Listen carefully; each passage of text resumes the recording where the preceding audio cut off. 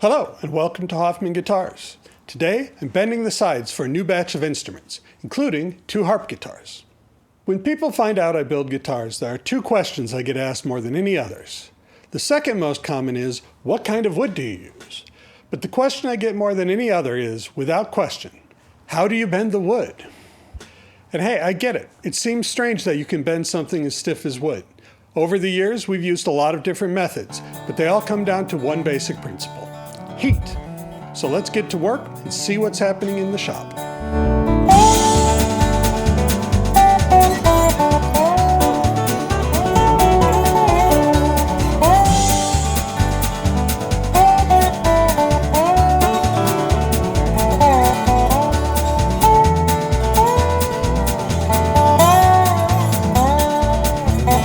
Most sides arrive in the shop somewhere between 150 and 180 thousandths of an inch thick.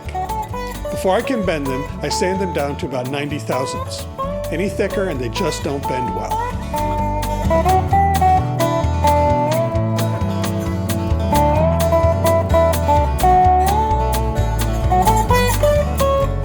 Good results start with the right grain orientation.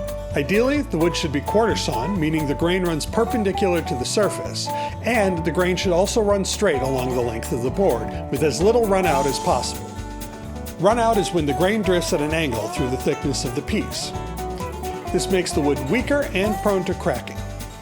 Before bending, I also profile the sides to match the back's dome and taper.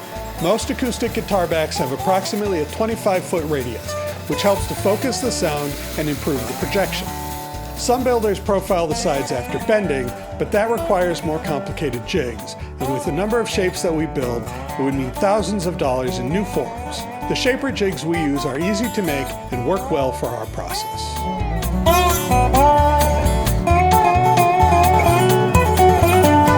I don't do much hand bending anymore, especially not on a hot pipe. It's slow and it takes a lot of practice, though it's still satisfying work.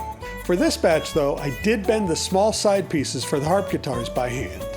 One with a propane heated pipe like my father used to use, and one with an electric bending iron from Stu Mack. For most sides though, I used 2 different types of bending jigs.